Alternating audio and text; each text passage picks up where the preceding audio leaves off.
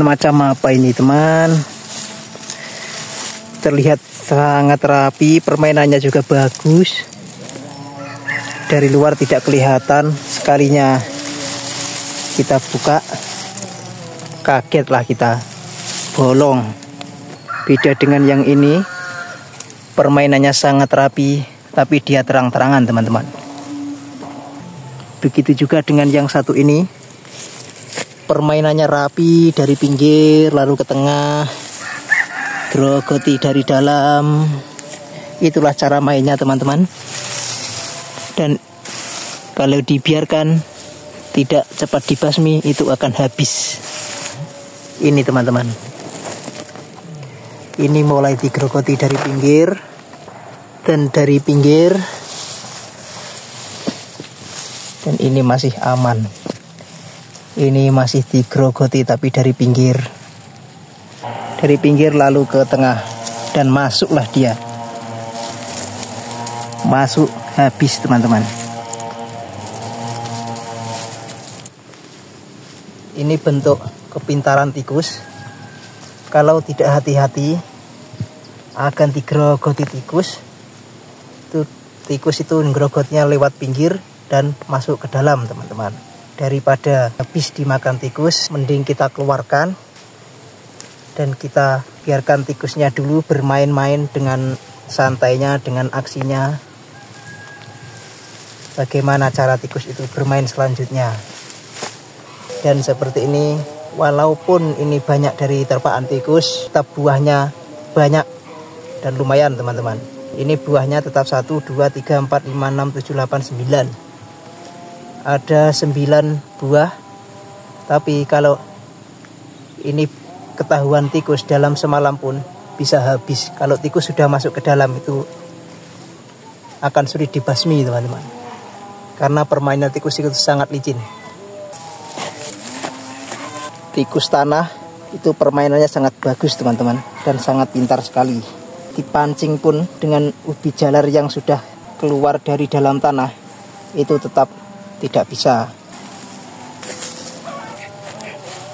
Bentuk kepintaran tikus, walaupun ketela rambat ini sudah berada di luar, tapi tikus itu mainnya sangat hati-hati dan tidak mau keburu-buru, karena tikus sudah tahu lebih aman lewat dalam daripada lewat di luar teman-teman. Dan cara membersihkan tikus yang efektif itu ialah masuk ke dalam lumbungnya dan dibakar lumbungnya. Nanti tikus itu akan keluar dengan sendirinya. Dan walaupun tikus itu keluar dengan selamat, tapi hidupnya tidak tenang, karena di mana-mana sudah dipasang perangkap.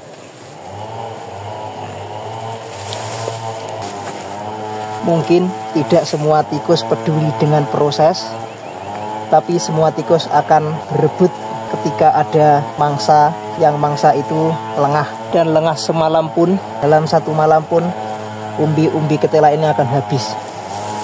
Jika memang tikus itu menginginkannya dan sudah diincar. Jadi tetap waspada dengan tanaman-tanaman ketela rambat, ketela, itu akan mendatangkan tikus. Mengapa ketela yang sudah terlihat dan ini sangat mudah untuk diambil, tapi tidak mau memakannya? Karena ya tikus-tikus itu bermainnya dari dalam. Dia tidak mau bermain dari luar, yang itu akan mengakibatkan dirinya rugi. Tapi kalau dari dalam ini pasti dia aman karena sudah ada pembuka jalur. Nah, ini buahnya sangat banyak teman-teman. Kalau seandainya tikus itu dia mau makan dari luar, ini sudah sangat mudah karena jalannya sudah terbuka. Tanpa dia membuka jalan pun sudah terbuka lebar. Nah, ini banyak yang masih di dalam teman-teman. Walaupun ini boleng, dan boleng itu rasanya pahit, tapi tetap digasaknya oleh tikus. Karena ya tikus-tikus itu lapar teman-teman. Ini ya sisa-sisa dari yang dimakan tikus teman-teman.